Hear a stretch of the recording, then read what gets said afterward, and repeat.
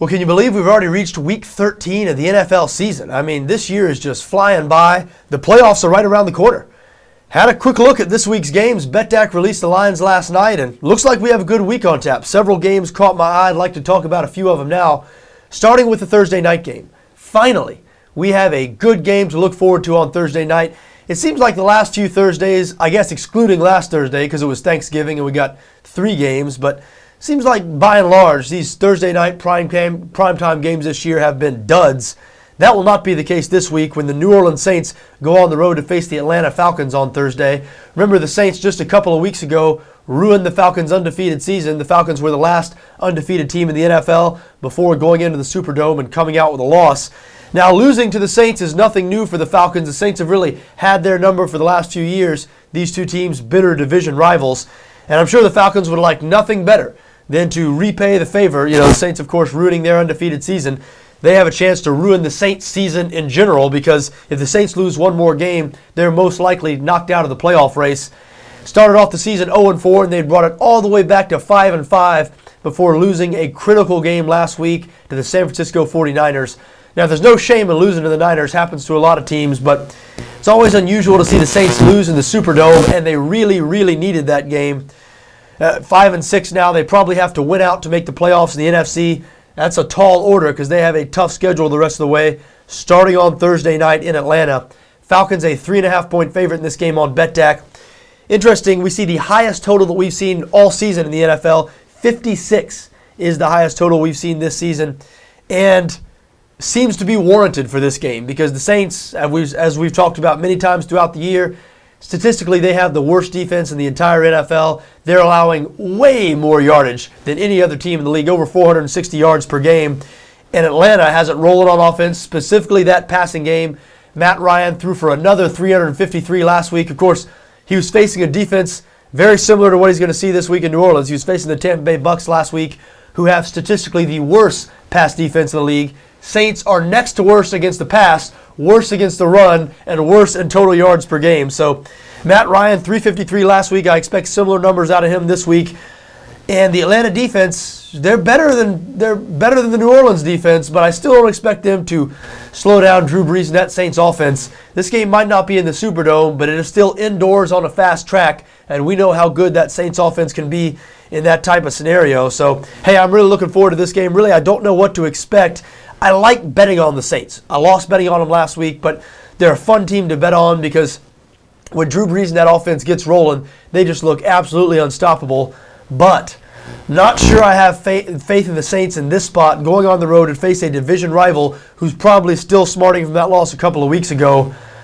With that defense the Saints have, I just don't know. We've got a couple of days to figure things out here, but it's going to be tough. Going to be tough for New Orleans to go into Atlanta and come out with a win.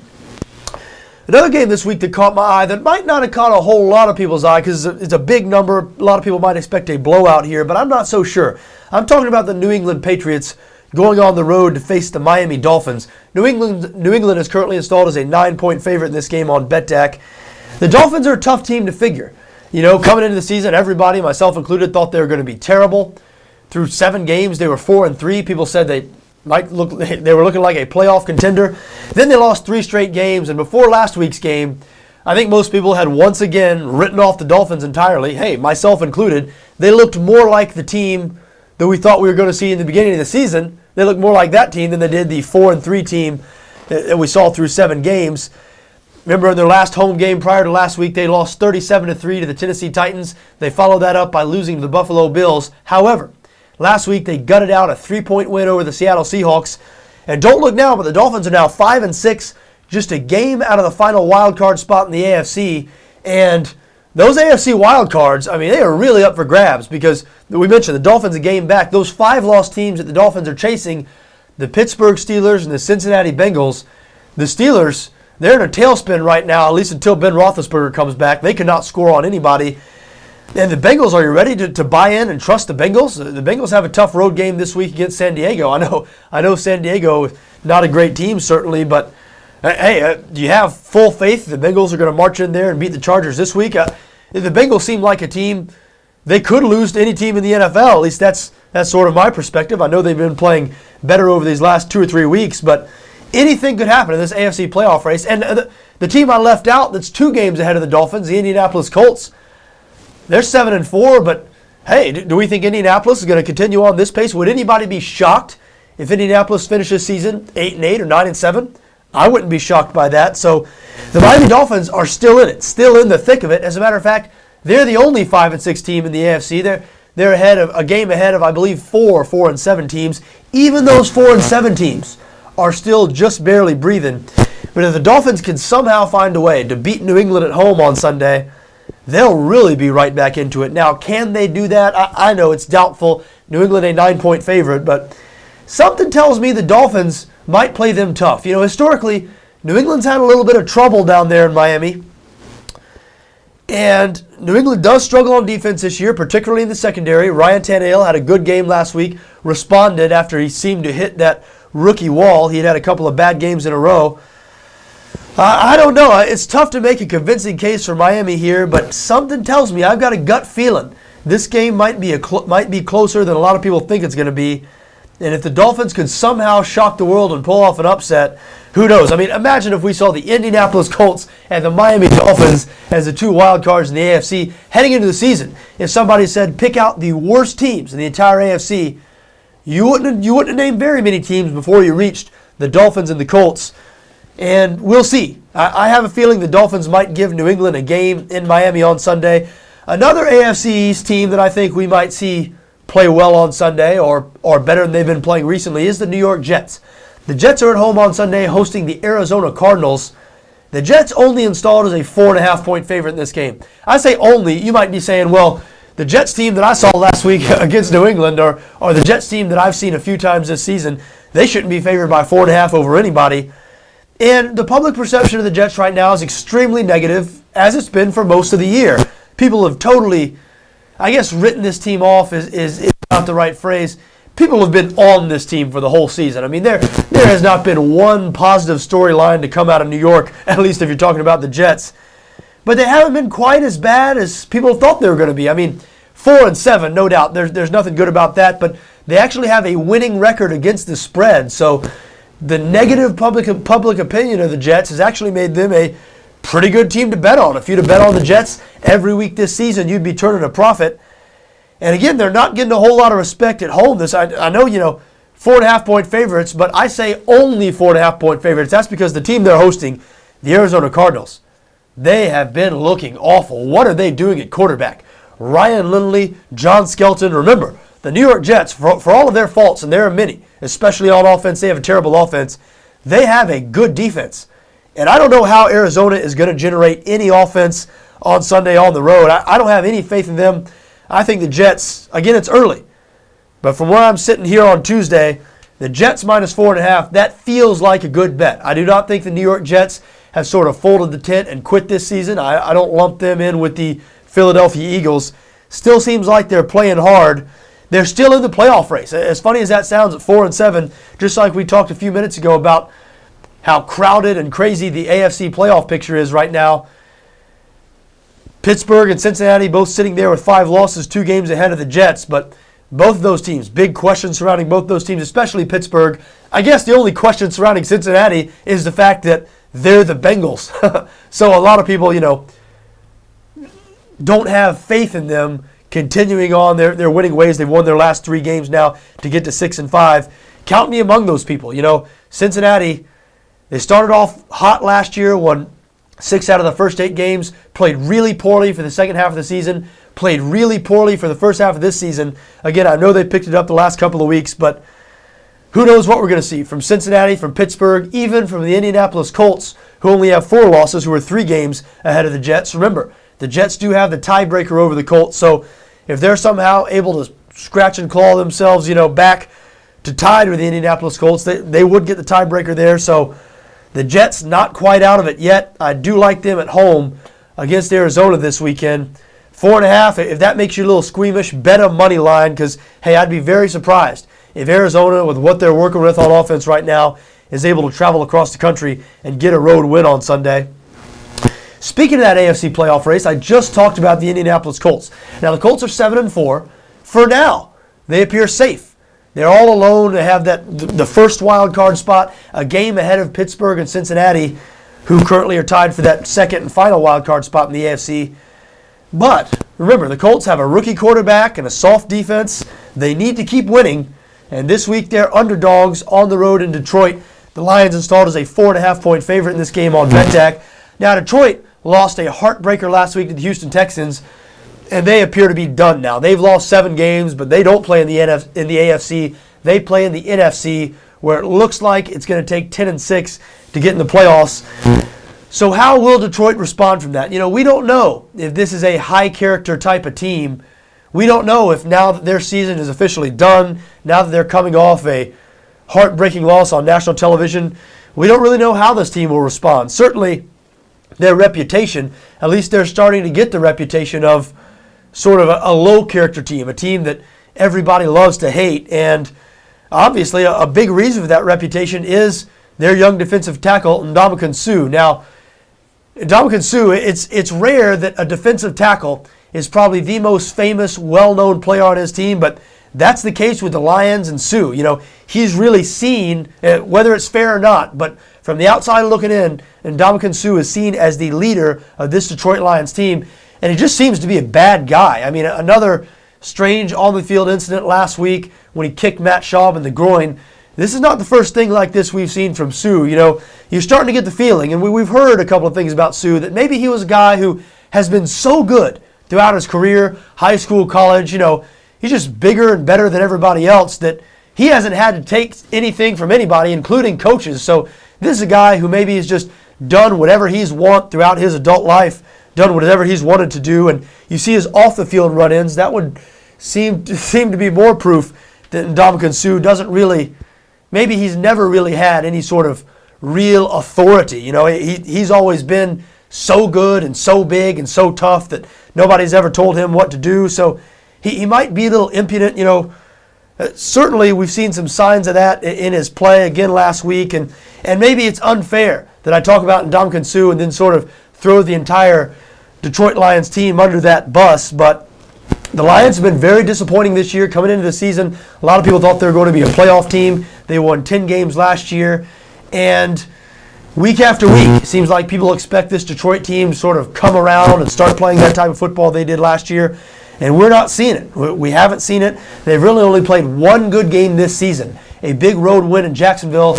That was the only game this season where the Lions, you'd have to say, looked impressive. Their second best game of the season, I believe, was last week's loss to the Houston Texans. I know they have 3 other wins aside from that Jacksonville game, but none of those 3 wins were particularly impressive. So will Detroit be able to, pull out a road win, or a home win, this Sunday against Indianapolis? There'll be a lot of teams in the AFC, fringe bubble playoff teams in the AFC, who are really rooting for Detroit, but I'm not sure. I've bet against Indianapolis a lot this season. They have trouble stopping the run, and they have a rookie quarterback, and that is a tough combination for me to get behind. I do not like backing rookie quarterbacks in the NFL, and teams that stop the run, it's always tough because sometimes other teams can just line up and just run right over them and physically beat them up, sort of like the New York Jets did to the Indianapolis Colts a few weeks ago. The Colts look clearly better than the Jets if you look at record and everything else, but because of that soft front seven the Colts have on defense, when they face the Jets were able to line up and just run it right at them and right over them. Detroit's not that type of team. They pass first in the NFL in pass yards per game, so not sure if Detroit's going to be able to take it to the Colts like that. Because of that, I don't know. I think the Colts plus 4.5. Again, it's very early in the week, still Tuesday right now, but tough to have faith in the Lions right now, laying 4.5 points against a winning team, in my opinion. Now, the Lions were supposed to be a contender in the NFC North. They have not been. One team that has sort of stepped into their shoes, the Minnesota Vikings this year are where a lot of people thought the Lions would be at this point of the season, sort of challenging Green Bay and Chicago. A lot of people coming into the season thought it would be somebody challenging Green Bay atop the NFC North. Turns out it's a bunch of teams challenging Chicago. 2 of those teams, Minnesota and Green Bay, meet on Sunday at Lambeau Field in Green Bay. This is a huge, huge game for both teams. Green Bay is a 9.5-point favorite in this game on BETDAQ. The Packers lost last week. Speaking of disappointing, We talked about the Lions being a disappointing team. The Packers as disappointing as any team in the NFL.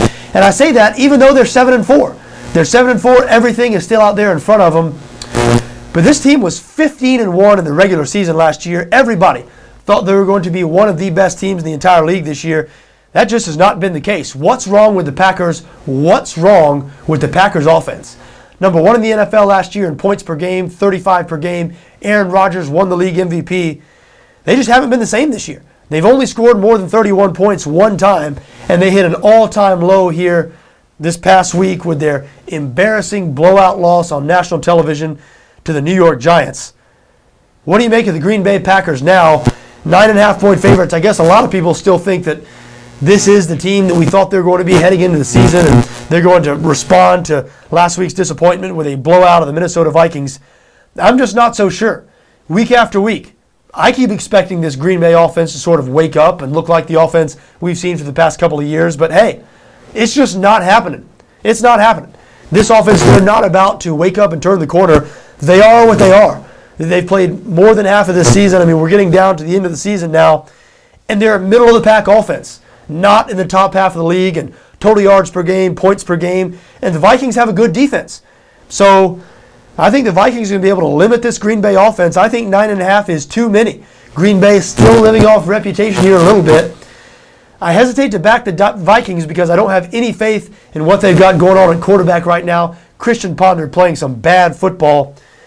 But I think their defense is going to hold Green Bay below 20. And any team who scores less than 20 points, tough to lay nearly a double-digit number with that team. And I think Green Bay this Sunday is no exception. I'd feel very funny about laying the 9.5 points with Green Bay Packers on Sunday. Last game I want to talk about here really caught my eye for this Week 13, the Monday night game. The New York Giants going on the road to face the Washington Redskins. What about the Redskins back from the dead? Just a couple of weeks ago, they were 3-6, and their own coach, Mike Shanahan, basically declared their season over. Said the rest of this season would be used to evaluate young players, citing, statistics and how difficult it is for a 3-6 team to make the playoffs. Well, now Washington has won 2 straight games. They're back to 5-6, just a game out of the final wild card spot in the NFC. Now, Washington might have to win out because those teams that they're a game behind, teams like Seattle, Tampa Bay, and New Orleans, I guess, tied with Washington now, but Seattle and Tampa Bay, 2 5-loss teams. Minnesota, another 5-loss team. You don't expect all of those teams to fall back, so Washington might have to win their last 5 games, but based on what we've seen the last couple of weeks, maybe this team can go on a run. Certainly, you have to be really impressed by what they've done on offense this year. Not only Robert Griffin III, who's the leading candidate for Rookie of the Year right now, but Mike Shanahan and Kyle Shanahan and how they've changed that offense. I mean, Mike Shanahan has won Super Bowls with his scheme, yet he's entirely changed that scheme this year just to fit the skill set of his rookie quarterback, Robert Griffin III, and the results have been great. Washington has been a top 10 offense all season, and in the previous game against the New York Giants a few weeks ago, Giants pulled out a tough win, but they did not cover in that game. The Washington offense had a lot of success against this New York Giants defense. And even though Eli Manning, seemed to find himself again against Green Bay here last week, and Washington does struggle stopping the pass. They struggle in the secondary. Boy, I don't know. This feels like a funny spot for the Giants. Giants only a 1-point road favorite here.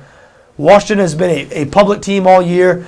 They've cost me money all season. I'm 1-3 betting against the Redskins. I don't think I'm going to bet against the Redskins again this week. Now, I don't know if I'm going to back them, but Washington looks like a dangerous short home dog to me on Monday night against the New York Giants. Well, there you have it. Those are the 6 games that caught my eye here. Of course, as always, we'll be having complete video previews of every game here on BETDAQ NFL. Until then, for BETDAQ NFL, I'm John Arnette.